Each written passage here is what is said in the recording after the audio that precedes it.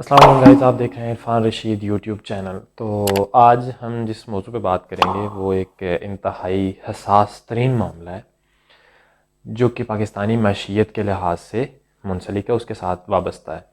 तो एक हफ़्ता पहले मैंने एक रिपोर्ट चेक की थी जिसमें बताया जा रहा है कि पाकिस्तान के डिफ़ॉल्ट करने के चांसेस कितने हैं। तो 2 हफ़्ते पहले तकरीबन ये थे 64.2%। तो अभी लास्ट वीक जब मैंने चेक किया तो ये 75% पे पहुंच चुके थे। तो अभी नेक्स्ट 2-3 दिन पहले मैंने जब फिर दोबारा से चेक किया तो ये 80% पे थे। तो जब ये तकरीबन 64.2% जो कि लास्ट वीक था, तो मुझे ये की उम्मीद थी यार कि ये मुल्क जो है वो अभी डिफ़ॉल्ट की तरफ नहीं जा रहा, इसने वापस पीछे आना है। अभी ये 50 पे आ जाएगा, पहले 60 पे आएगा, 55, 50, और फिर हम इस रिस्क से निकल जाएंगे। लेकिन अभी तक की जो सूरत हाल है वो इंतहाई ड्रामनी है कि हम 80% डिफ़ॉल्ट की तरफ चले गए हैं, कि हम किसी टाइम भी ये 90-95, अल्लाह ना करे अगर ऐसा हो, तो हम किसी टाइम भी 90-95 पे जाके तो डिफ़ॉल्ट कर सकते हैं। तो अब असल में मसला क्या है, ये चीज़ें डिस्कस करने का मकसद क्या है? इसको डिस्कस करने का मकसद ये है कि हमारे यहाँ जो हालात हैं अमूमन, ये पाकिस्तान है तो सब कुछ है। हम आप बेशक नवाज़ शरीफ साहब की गाड़ी के आगे नाचें, इमरान खान की गाड़ी के आगे नाचें, मरियम औरंगज़ेब, मरियम नवाज़, या आप नाचें किसी और की गाड़ी, बिलावल भुट्टो ज़रदारी की गाड़ी के आगे, लेकिन इनकी सियासत और इनकी गाड़ियाँ भी तभी यहाँ पे चल रही हैं जब तक ये पाकिस्तान। अगर पाकिस्तानियों, अगर ये पाकिस्तान नहीं रहता तो ना इनकी गाड़ियाँ आपको नज़र आएंगी और ना इनके आगे नाचने का मौका मिलेगा, बल्कि आपके अपने घर उजड़ जाएंगे, महंगाई की जो तूफ़ान आएगा। इसके बाद ये चीज़ें एक्चुअल में डिस्कस करने का मकसद ये है कि हमारी ये डिफ़ॉल्ट की तरफ इसलिए जा रहा है कि हमारी जो इंपोर्ट्स हैं वो बढ़ रही हैं, लेकिन जो एक्सपोर्ट हैं वो उनमें कमी हो रही है लगातार। पाकिस्तान एक करता क्या है? पाकिस्तान पूरी दुनिया के साथ 100 अरब डॉलर की सालाना ट्रेड करता है एक माली साल के दौरान, और हालात ये हैं कि वो जो 100 अरब डॉलर की करता है उसमें भी 70% आपकी इम्पोर्ट्स हैं और 30% एक्सपोर्ट है। उन 30% जो एक्सपोर्ट्स हैं उनके अंदर भी कमी आ रही है। अब वो एक्सपोर्ट क्या थी? कपास, जो कि एक मेजर कंपोनेंट था हमारी एक्सपोर्ट का, जो कि हमें हमारी टेक्सटाइल इंडस्ट्री है उसके अंदर है, अब वो भी 25% गिर गई है एक आदाद व शुमार के मुताबिक। इसी तरह जो आपके पास मकई है, मकई भी आपके पास 3 से 4%, उसकी भी प्रोडक्शन पर ईयर गिर गई है अभी इस ईयर के हिसाब से। गन्ना 8%, जो कि आपको पता है गन्ना अगर 8% गिर रहा है तो चीनी की कीमतें कहाँ चली जाएंगी। चावल, जो आपका मेजर कंपोनेंट है एक्सपोर्ट का, वो 40% तक गिर रहा है। अगर वो 40% तक गिर रहा है तो आप अंदाज़ा लगा सकते हैं कि हमारी एक्सपोर्ट जो थी उनमें कितनी कमी हो रही है टेक्सटाइल और चावल के लिहाज से। इसी तरह जो मरच है वो 54% वो गिर रही है, और इसके साथ साथ आपके पास जो आपकी ट्रैक्टर प्रोडक्शन थी, आप जो ट्रैक्टर वगैरह थे आपके पास प्रोड्यूस कर रहे थे, मतलब आप मैन्युफैक्चर करके बाहर बेच रहे थे, वो भी 45%, उसमें भी डिग्रेडेशन आ गई है। इसी तरह आपकी खादें, इसी तरह उसके अलावा आपकी यूरिया खादें, आपकी ओवरऑल 50% तक आपकी कमी आ रही है वो। और इसके अलावा यूरिया ये 8%, जो डीज़ल है आपके पास, कुछ चीज़ें इस तरह की होती हैं ना जो आपकी कंट्री के अंदर भी होती हैं, जैसे कि डीज़ल हमारी कंट्री के अंदर था, किसी हद तक है, जो हम अपनी ज़रूरत के लिए इस्तेमाल करते, वो भी आपका जो है 23% डाउन जा रहा है कि आपकी। अब बात ये करने की है कि ये सब चीज़ें क्यों हो रही हैं? अगर हमारी एक्सपोर्ट्स में कमी हो रही है तो ये हम पे, हमारे मुल्क पे किस तरह असरअंदाज होगी? लाजमी बात है, जब एक्सपोर्ट में कमी होगी तो डॉलर की डिमांड बढ़ेगी, जब डॉलर की डिमांड बढ़ेगी तो डॉलर का रेट हाई होगा, इन्फ्लेशन पैदा होगी और हमारे मुल्क में महंगाई ज़्यादा होगी।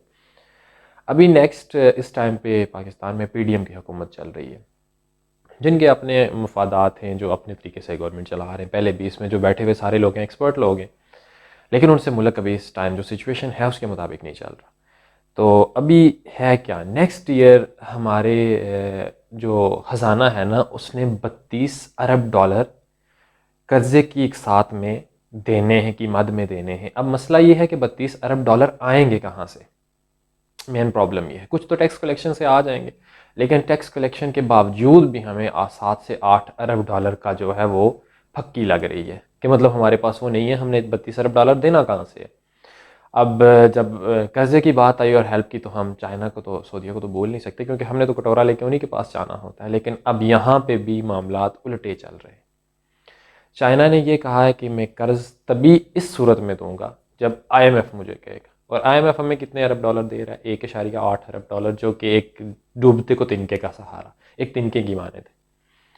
अब उनके 1.8 अरब डॉलर से हमें कोई फ़र्क नहीं पड़ना। अब आगे सऊदी अरब की बारी आती है, तो सऊदी अरब ने भी चाइना के साथ मिलकर कहा है कि भाई हम तभी देंगे जब वो IMF वाला मामला हल होंगे, और उसके अलावा हम नेक्स्ट ईयर आपके पास मार्च अप्रैल तक आपको हम सपोर्ट कर सकते हैं। अगर आप अपनी मैशियत ठीक कर सकते हैं तो करें, अगर नहीं कर सकते तो हम उसके बाद हमें उसका कोई पता नहीं है। अब बात यह है कि जो PDM है, PDM को खुद नहीं समझ आ रही कि हमने मुल्क इस टाइम किस तरह चलाना है। अभी हालिया दिनों में इमरान खान का मार्च भी जो है वो आ रहा है, इस्लामाबाद की तरफ आ रहा है। उन्होंने अपनी जो लाइन दी है वो कह रहे हैं कि जी हम तकरीबन 21 नवंबर से लेकर 25 के दरमियान हम पहुंच जाएंगे इस्लामाबाद। और यहाँ पे ये हाल है कि यहाँ पे अपनी जो फेडरल गवर्नमेंट है वो अपनी तमाम तर एनर्जी यूज़ करके उस मार्च को किसी तरह कुचलना चाहती है। जो पिंडी इस्लामाबाद के रहने वाले हैं वो तो उन्होंने पता होगा कि कंटेनर्स ही कंटेनर जगह पे आवाम को डिस्टर्ब किया जा रहा है पिछले 2 महीने से, 1.5-2 महीने से, जब से उन्होंने मार्च की कॉल दी है।